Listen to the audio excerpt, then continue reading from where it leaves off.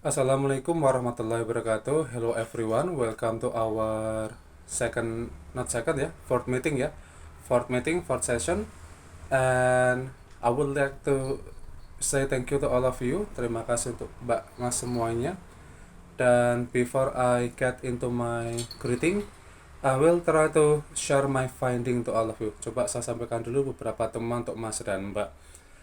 Baik yang saya temukan di diskusi 2 yang sudah beberapa saya berikan feedback, diskusi 3 yang sedang saya baca, dan tugas 1 yang sedang saya check one by one with plagiarism checker and also chat GPT detector ya. Jadi yang saya temukan ini, I can say this one, sebetulnya sudah tidak layak lagi dilakukan di semester-semester saat ini. Seperti apa? Contoh, you take from your module ya, Anda ambil dari modul tanpa Anda cerna bahasanya, tanpa ada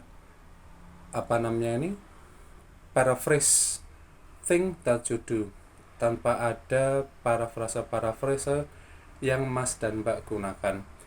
Jadi pure murni seperti modul, diketik kembali, ditempel saja, kemudian bawahnya ada daftar pustaka yang sebetulnya pun juga ada daftar pustaka. Itu kalau saya lihat itu hanya nama modul terus judul tahunnya saja ya.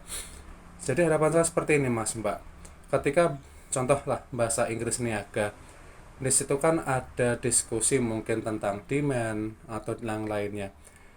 Harapannya bukan Mas dan Mbak itu copy paste dan kelihatan jawabannya panjang banyak, itu bukan. Tapi yang jelas you try to understand it, memahaminya dulu, kemudian write with your own language, tulis dengan bahasa Anda sendiri.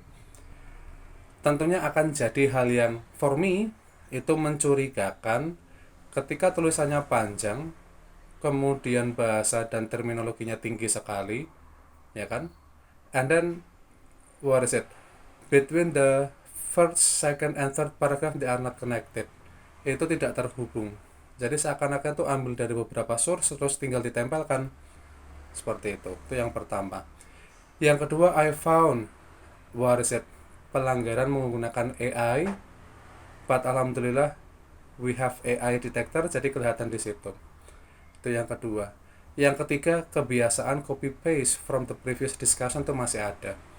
And honestly these things itu yang membuat tutor berpikir seperti ini. Saya di semester kemarin juga melihat hal serupa, semester ini kok melihat hal yang sama, ya kan? Ini jadi something that we need to eradicate, harus kita berantas ya kebiasaan seperti ini. Dan kadang ironinya dari si mahasiswa merasa tidak diberi respon dengan cepat, padahal waktunya para tutor, para dosen habis untuk mengecek plagiatnya satu per satu. And when the plagiat is noticed ya, maka tidak ada cara lain ya selain nilainya 50 atau 60. In my case sometimes kalau itu parah sekali 40, that one.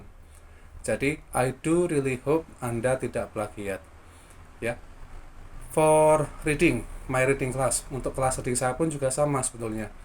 Jadi ketika ada contoh atau ketika ada hal-hal yang sifatnya menceritakan atau mendeskripsikan strategi, try to take example atau try to illustrate with relevant matters, dengan hal-hal yang relevan yang kita butuhkan sekarang ya.